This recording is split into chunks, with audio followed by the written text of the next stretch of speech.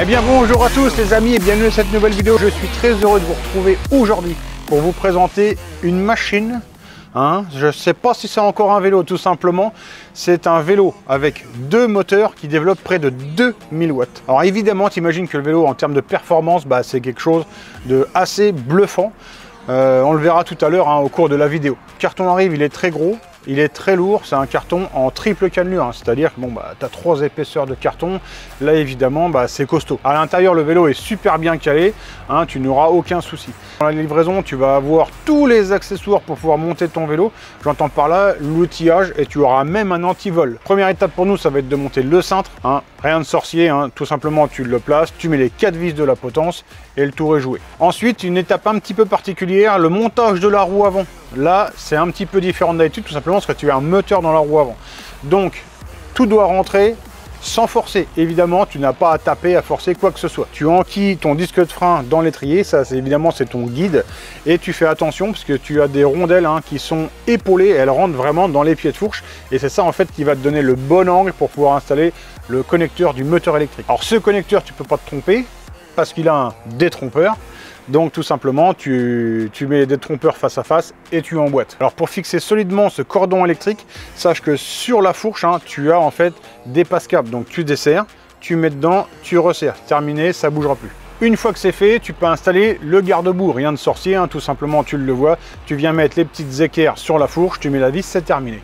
Pour procéder au montage du projecteur avant, tu le vois, il est assez sympa, il fait un petit peu rétro, c'est ce qui donne vraiment le look au vélo. Alors tu regarderas, tu as des butées de fourche en caoutchouc, moi je te conseille de les mettre en dessous du fort. Sur ce type de fourche, tu n'as pas de butée de fourche, donc c'est vraiment ces caoutchoucs qui font tampon contre le cadre. Montage des pédales, donc là rien de compliqué, tu as la manivelle, dessus c'est marqué L et L et R et R, c'est left et right, ça va, c'est marqué dessus. Pour finaliser le montage du vélo, tu installes la selle. Alors là, tu feras bien comme tu veux, mais bon, sache que normalement, la selle, tu la mets en fait horizontale. Et pour un homme, tu la descends un petit peu. Et pour une femme, tu la montes un petit peu. Tu trouveras les raisons par toi-même. Maintenant, si on fait le tour en fait du véhicule, qu'est-ce qu'on voit? Donc, on va commencer par le guidon. Alors, tu as des caoutchoucs avec des repose-poignées. Ça, maintenant, c'est sur tous les vélos, c'est comme ça.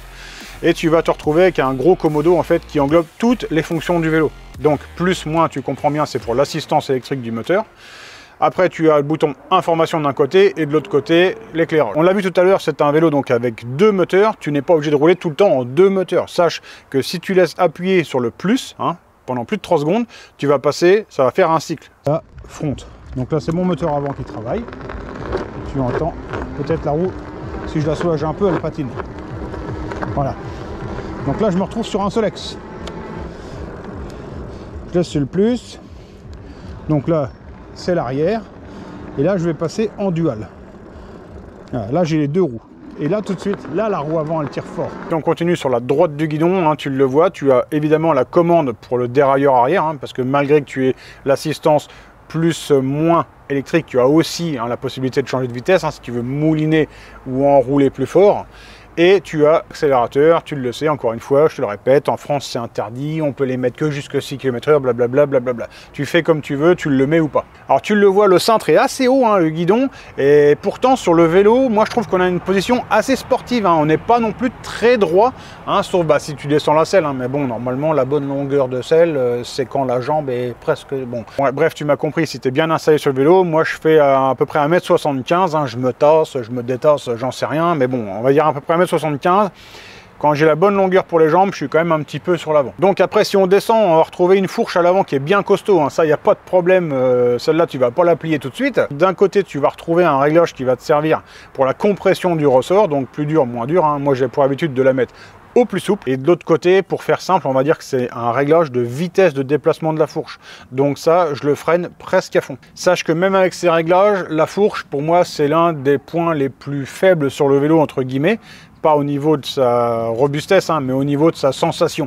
Et je la trouve encore bien trop dure. Donc en fait, le bon combo, c'est tout simplement de faire la fourche la plus souple quand même possible, de la freiner au maximum quand même, pour pas avoir un truc qui s'affole sur les bosses, et en revanche, de dégonfler les pneus au maximum, pour vraiment, là, c'est lui qui va gommer les petites aspérités de la route.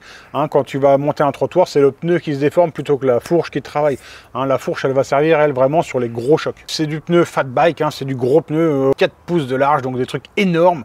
Ils sont super confortables, ils accrochent bien dans toutes les circonstances, même quand tu es dégonflé sur la route. Bon, tu vas pas prendre de langue comme un fou, mais tu sens que le pneu est vraiment bon dans toutes les circonstances. Un frein à disque hydraulique, hein, qui sont vraiment, ils ont un bon mordant, malgré que le vélo soit très lourd, le freinage est très bon et très puissant. Sache aussi que sur le guidon, les leviers, en fait, tu peux les régler par rapport à ta main. Hein. En fait, tu vas pouvoir les repousser ou les ravancer, hein, via une vis de réglage, ça c'est quand même super. Encore une fois, très compliqué de te parler d'autonomie. Hein. T'imagines bien, entre si tu vas rouler bridé, débridé, un seul moteur, deux moteurs, voilà, tu m'as compris. Hein. Ce que je peux te dire, c'est que si tu roules deux moteurs à fond dans les bois comme je l'ai fait, 20 bornes, tu as séché la batterie. Évidemment, si tu roules un seul moteur, tu roules tranquille sur le bord du lac, bon bah là tu vas faire 80 bornes sans aucune difficulté. Là je te donne quand même l'autonomie annoncée par le constructeur. En général ces autonomies sont atteignables, hein, avec un pilote d'environ 65 kg sur du plat à 20 km/h. À l'arrière tu vas retrouver un porte-bagages énorme. Franchement c'est un monstre. Quand tu déballes le vélo, c'est la première chose que tu vois. Le truc, c'est une table à repasser. Il est énorme. Tu mets dessus, tu mets ce que tu veux en fait. Alors à l'arrière, un bras aussi en forme un peu banane comme ça. Hein, tu le vois, c'est un vélo qui est tout suspendu. L'amortisseur arrière, lui, ça va. Pour mon poids, taille gros, ça fonctionne assez bien. Si tu es tout sec, il va peut-être être un peu dur, mais il va se faire, hein, dans le temps. Et comme d'habitude, tu vas retrouver un ensemble de vitesses, hein, siglé Shimano. Donc ça, c'est un ensemble qui fonctionne vraiment super bien, il n'y a rien à dire. Hein. Alors c'est pas le super haut de gamme, mais honnêtement, ça fait très très bien le boulot. Alors après, pour les performances, moi je les ai mesurées à l'atelier, hein, comme d'habitude. Donc j'ai fait le moteur arrière et le moteur avant. Sache que c'est les deux mêmes moteurs. Pourtant, quand tu es dessus, quand tu es en traction ou en propulsion, tu sens un certain couple, une certaine puissance. Quand tu passes en dual, tu te dis mais c'est un truc de malade en fait. Bah non, c'est juste que c'est doublé, mais en fait tu croirais que c'est même plus que doublé, tu croirais que c'est triplé. Alors comme d'habitude, j'ai fait mes tests bridé et débridé. Alors bridé, tu as le mode 1, il va t'emmener en gros à 23 km/h. Après le mode 2, 3, 4, 5 bridé, en fait c'est toujours le même. Hein, c'est la même puissance, il t'emmène toujours à 25 km/h. Alors après, quand tu es débridé, là au banc d'essai, je prends 47 km/h à peu près. Et tu le vois, la courbe de puissance, on obtient 900 watts. Hein, ça, c'est la puissance que moi, je mesure chez moi. Donc, on est un petit peu en dessous de ce qui est annoncé par le constructeur, qui nous annonce 1000 watts par moteur. En revanche, bah, ça fait quand même 1800 watts. Et je te jure que quand tu es dessus et que tu t'en sers, et ben là ça souffle. Mon meilleur exemple, tout simplement, c'est j'ai mon sentier habituel de VTT. Là j'ai pas fait de chrono dessus parce que bah, j'avais pas ce qu'il fallait pour faire mon chrono habituel. Bref, mon sentier de VTT, à un moment il y a une côte où je monte avec mon VTT personnel, hein, qui est ce qui se vend en France, tu sais, à 5000 balles. Donc un VTT 250 watts avec moteur pédalier. Donc quand je monte cette fameuse côte, j'arrive en haut, franchement je monte, hein, à 10-15, mais j'arrive en haut, je suis déjà bien sec. Avec ce vélo, je suis obligé de freiner dans la montée. Un peu plus de braise.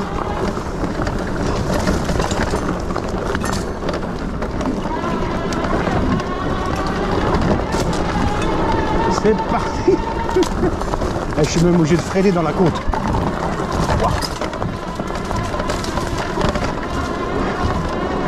Il faudrait dégonfler un peu quand même.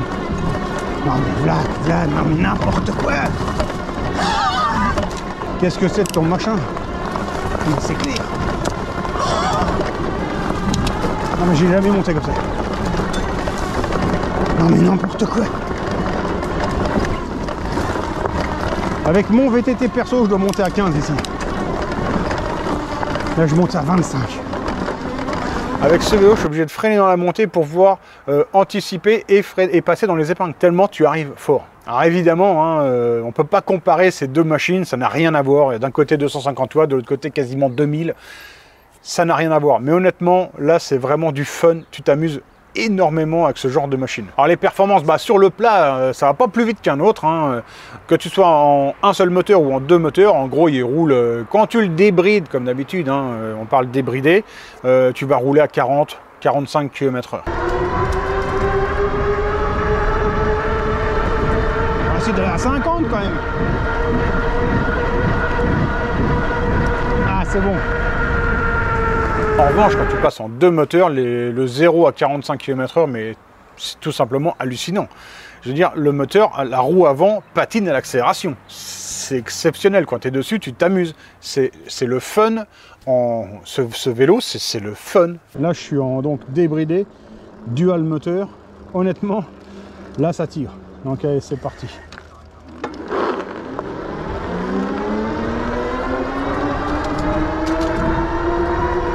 Voilà, tu vois, déjà, je suis à 40.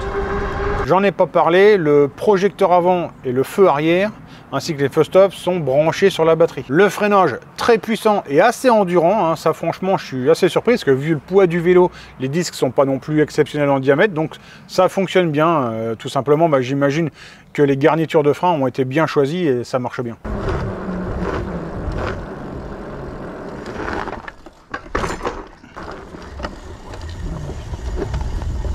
Hop. Donc là les freins ils sont quand même redoutables. Franchement ça marche super bien. Frein à disque hydraulique avant, arrière. Hein. Vraiment super efficace. Un mordant de dingue.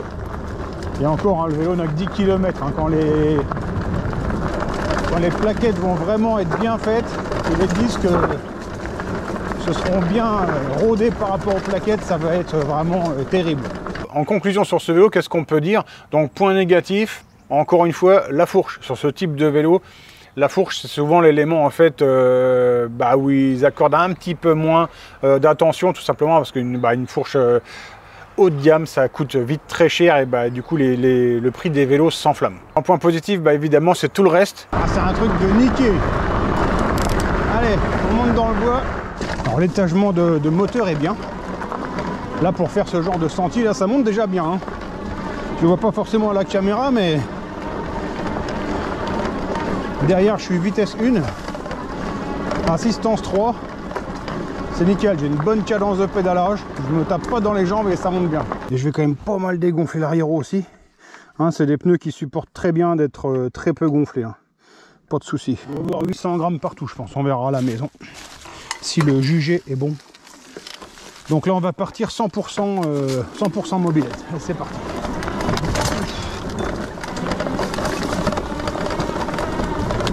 C'est complètement dingue. Alors après, par contre, la batterie, hein, dès qu'elle descend à moitié, t'as moins de braise au moteur. Hein. Tout de suite, il t'en sac un peu. Hein. Disons que là, évidemment, je suis parti, moi, c'est une côte de pauvre, hein, que je commence par une côte de dingue.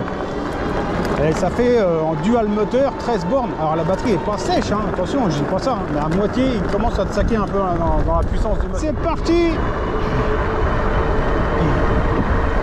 Ah, j'ai le vent dans la tronche à fond.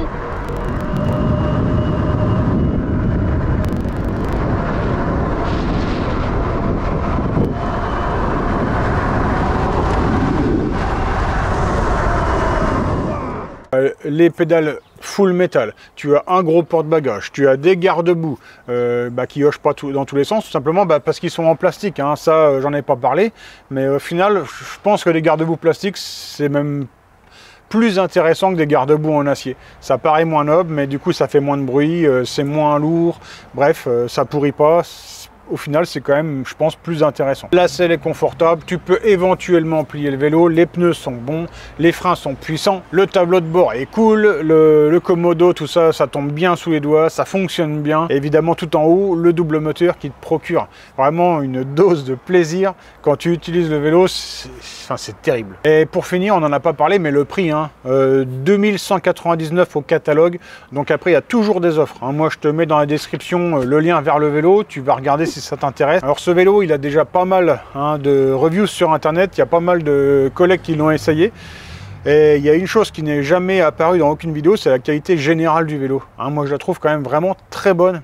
Les trucs sont bien finis, les pédales et tout, enfin je veux dire, on voit qu'il y a quand même du soin à apporter un petit peu partout. Et donc pour tout ce package, je trouve que le prix, là, honnêtement, il est justifié. Donc c'était mon essai du Lankelese X3000 Max. Si cette vidéo vous a plu, n'hésitez pas à la liker, ça fait toujours plaisir. Tu peux cliquer là sur le j'abonner. Ouais, mes amis, j'espère que cette petite vidéo vous aura plu. Je vous souhaite de passer une bonne fin de journée, une bonne soirée. On se retrouve très bientôt pour une prochaine vidéo.